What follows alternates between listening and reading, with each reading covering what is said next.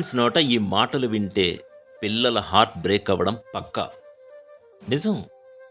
వారి వయసు చిన్నదైనా ఆ మాట వారి గుండెల్లో నాటుకుపోయి వారి హార్ట్‌ని బ్రేక్ చేస్తుందట. మరి ఎలాంటి పదాలు వాడకుండా ఉండాలో ఇప్పుడు తెలుసుకుందాం. తమ కడుపున పుట్టిన పిల్లలపై ప్రేమ లేకుండా ఉండే పేరెంట్స్ ఎవ్వరూ ఉండరు. అందరికీ తమ పిల్లలపై అమితమైన ప్రేమ ఉంటుంది. కానీ పిల్లలు అల్లరి చేసినప్పుడు, బాగా విసిగించినప్పుడు కోపంతో కొందరు పేరెంట్స్ నోరు జారుతారు. కోపంలో మనం ఏవేవో అనేస్తాం. తరువాత మళ్ళీ పిల్లలతో సరిగానే ఉంటాం. కానీ ఆ మాట మాత్రం పిల్లలపై చిన్ని గుండెను గాయం చేస్తుందని నిపుణులు హెచ్చరిస్తున్నారు. అందుకే మనం ఎంత కోపం వచ్చినా పిల్లల ముందు కొన్ని మాటలు అనకూడదు అని నిపుణులు చెబుతున్నారు. ఎందుకంటే వారి వయసు చిన్నది అయినా ఆ మాట వారి గుండెల్లో నాటుకుపోయి వారి హార్ట్ని బ్రేక్ చేస్తుందట. ఎలాంటి పదాలు వాడకుండా ఉండాలో ఇప్పుడు తెలుసుకుందాం. నెంబర్ 1, పిల్లలు వచ్చిన తరువాత పేరెంట్స్కి వాళ్ళకంటూ స్పెషల్గా టైం దొరకదు. అంతకు ముందులా ఎప్పుడు కావాలంటే అప్పుడు బయటికి ట్రిప్స్కి వెళ్ళలేరు. వాళ్ళు వెళ్ళే ప్రతి ప్లేస్కి పిల్లలను అనుమతించరు. పిల్లలు కారణంగా తమ సంతోషాలకు ఆటంకం కలుగుతుంది అనుకున్నప్పుడు కొంత ఫ్రస్ట్రేషన్ కూడా వస్తుంది. అయితే దానిని పిల్లల ముందు చూపించినప్పుడే వారి చిన్ని గుండె తట్టుకోలేదు. నీ వల్ల నాకంటూ టైం లేకుండా పోతుంది, ఛే, మా సంతోషానికి నువ్వు అడ్డుగా మారావు లాంటి మాటలు పిల్లలతో అనకండి. మీరు కోరుకుంటున్న సంతోషం వారు కాస్త పెద్దయ్యాక అయినా దొరుకుతుంది. కానీ మీరు అన్న మాటలు మాత్రం వారి మదిలో ఎప్పటికీ నిలిచిపోతాయి. నెంబర్ 2, పిల్లలు కనిపించినవి, నచ్చినవి అన్నీ కావాలని కోరుకుంటారు. అందులో ఎలాంటి సందేహం లేదు. వెంటనే పేరెంట్స్ని నాకు అది కావాలి, ఇది కావాలి అంటూ అడుగుతూనే ఉంటారు. అయితే కొందరు పేరెంట్స్ పిల్లలు అడిగినప్పుడు కొనివ్వడం ఇష్టం లేక, మనకంత స్తోమత లేదు, మన దగ్గరంత డబ్బు లేదు అని చెబుతూ ఉంటారు.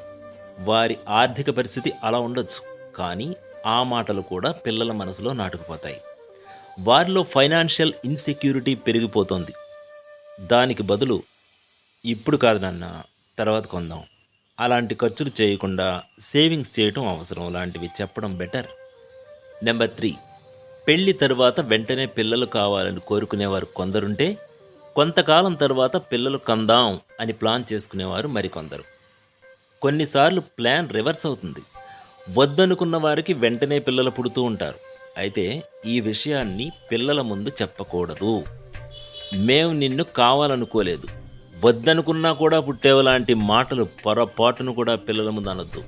ఈ మాటలు కూడా పిల్లల్ని చాలా బాధ పెడతాయి. నెంబర్ 4, ఇక పిల్లలందరూ అన్ని విషయాల్లో సూపర్గా ఉండరు. కొన్నిసార్లు మనం అనుకున్న దాంట్లో వారు సక్సెస్ కాలేకపోవచ్చు. అలా అని నువ్వు ఎప్పుడు ఇంతే, మమ్మల్ని నిరుత్సాహపరుస్తూనే ఉంటావు లాంటి మాటలు కూడా అనకూడదు. ఈ మాటలు పిల్లలను మరింత నిరుత్సాహపరుస్తాయి. ప్రోత్సహిస్తే మరోసారైనా విజయం సాధించగలరు. కానీ మీరు ఇలాంటి మాటలంటే వారు మరింత డేలా పడే ప్రమాదం చాలా ఉంది. నెంబర్ 5, పిల్లలకు ఇతరులతో పోల్చడం నచ్చదు. అది తోడబుట్టిన వారు అయినా కూడా నచ్చదు. మీరు ప్రతి నిమిషం తోడబుట్టిన వారితోనో స్నేహితులతోనో పోలిస్తే వారి పట్ల పిల్లలకు ద్వేషం పెరిగే అవకాశం ఉంది. కాబట్టి ఇలాంటి మాటలు అనకుండా ఉండటమే మంచిది. తల్లిదండ్రులు ఈ పద్ధతులన్నీ పాటించడం మీ పిల్లల శ్రేయస్సు కోరే కదా. ఈ పెద్ద ప్రయత్నం చేస్తే మీరు ఆనందపడే అవకాశాలు చాలా దగ్గరగా ఉన్నాయని ఆశిస్తూ మరొక వీడియోలో మళ్ళీ కలుస్తాను.